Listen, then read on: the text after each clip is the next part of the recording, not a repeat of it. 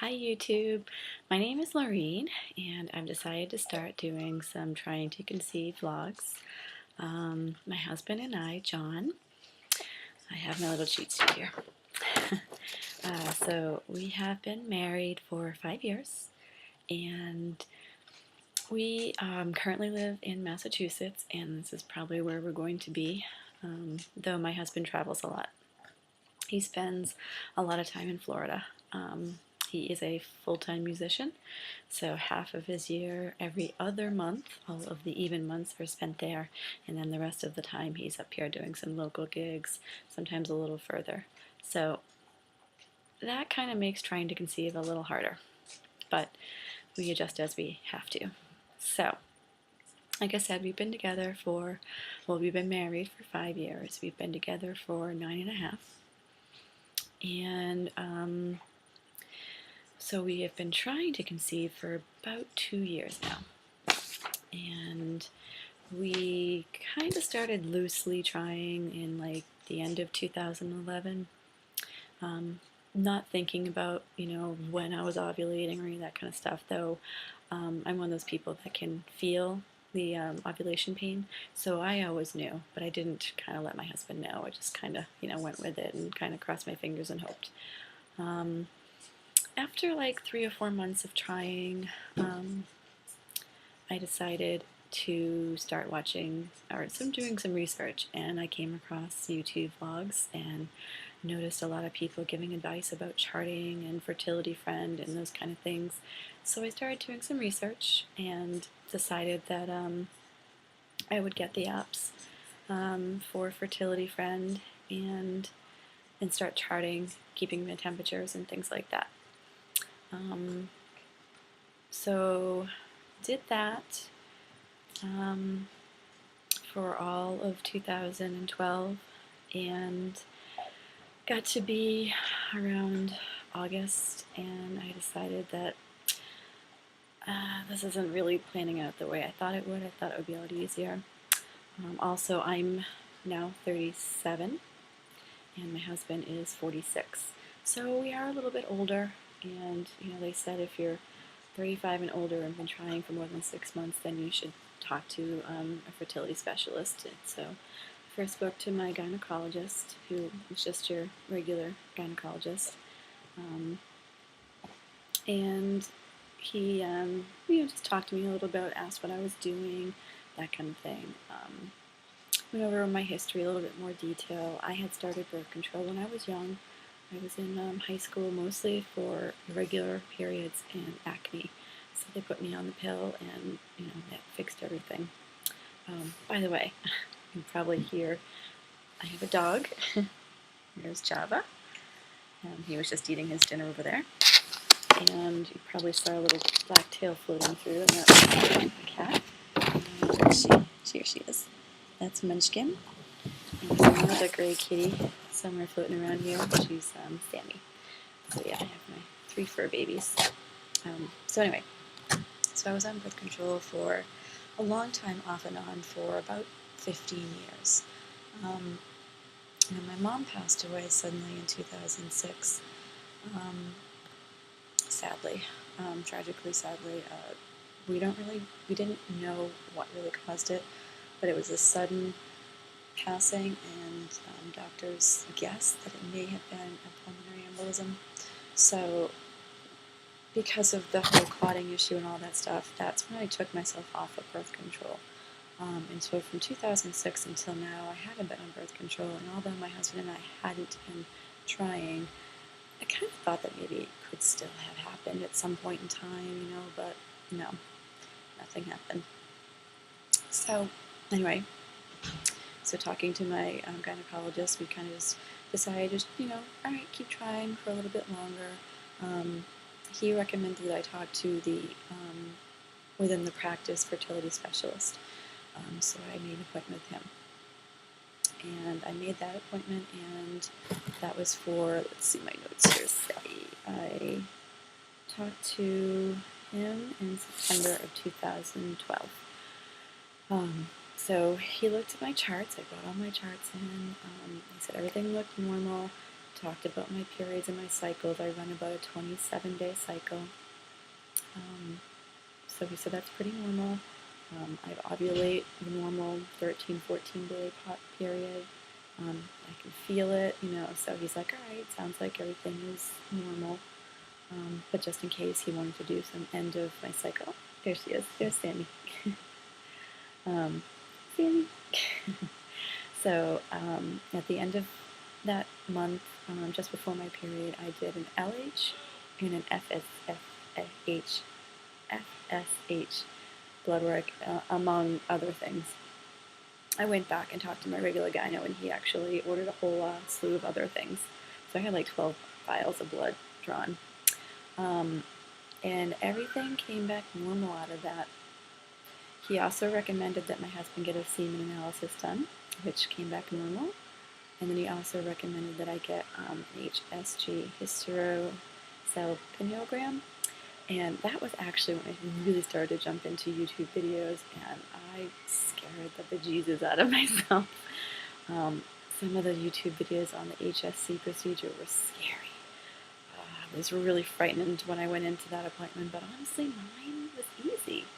I didn't have any issues, just slight pain, but I mean, I kind of tend to have some pretty bad cramping for normal period cycles, so I guess I was kind of prepared for that.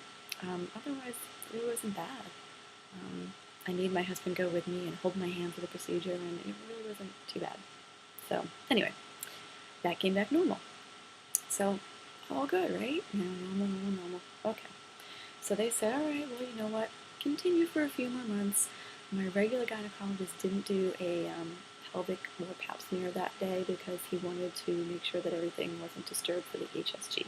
So I made an appointment to follow back up with him in December, after we got the results back from everything else, and go from there. So we had to December, and I went in to talk to him again, and he did a regular pap and all that, and everything came back normal. Great.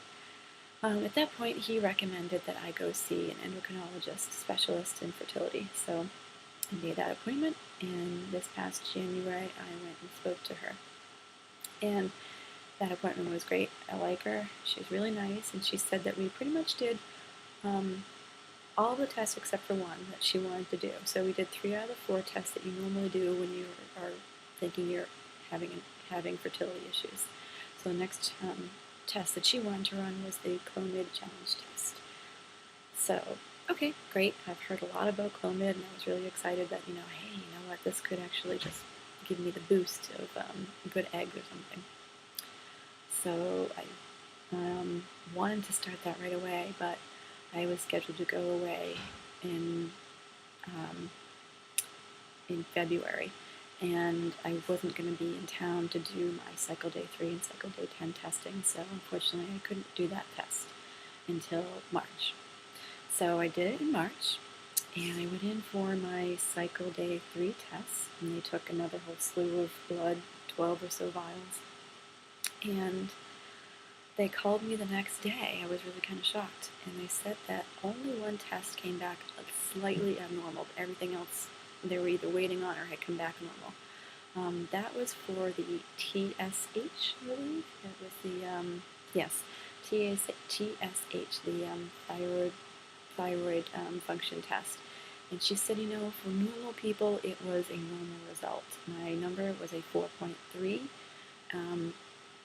Anything below 5.0 is okay. Anything below like 2 is considered, low. But for fertility, they want you to be at a 2.5. So she put me on a prescription for levothyroxine. So right here. Yeah. So I was put on that, and it was 50 micrograms daily. So I took that, and I did Clomid at the same time for that cycle for day 5 through 10. And oh my, yes, I definitely felt cramping on both sides. Whenever I would say within an hour or 2 of taking the pill for Clomid, I felt cramping. So I figured, hey, this must be working. So we went, then we went through the normal, baby danced, whenever we, knew I was peak or high fertility. I have the Clear Blue Easy fertility monitor, and I also do OPKs. So, I make sure to know exactly when my fertility has peaked, and we timed it very well. So, so cycle day 10, not cycle day 10, cycle day 10, went back to have my blood drawn for the end of the Clomid challenge test, and on yesterday I went back to get all of my results and talk to the doctor. And lo and behold, everything came back normal. So, yeah, she said even, the high TSH indicator isn't really abnormal, so she's not putting a lot of weight in that, but, just to make sure everything is good, they wanted to get my levels good.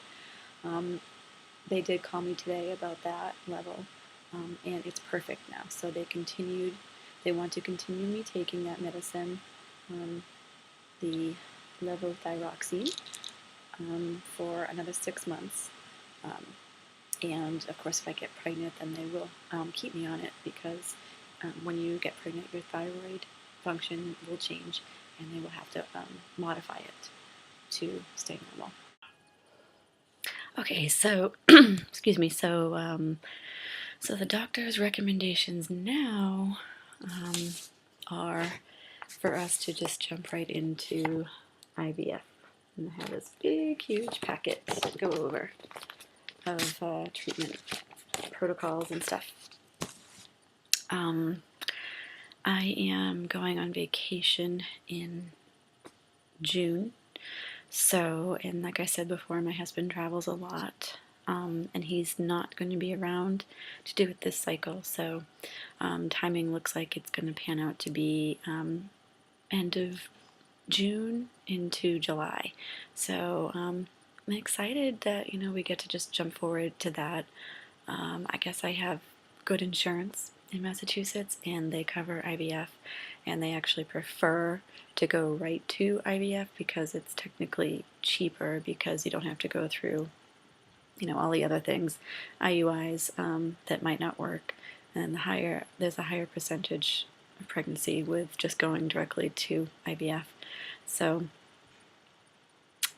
that is the next plan, although I am currently on cycle day, 12 days past ovulation. Yesterday was my appointment with a doctor, and it was 11 DPO.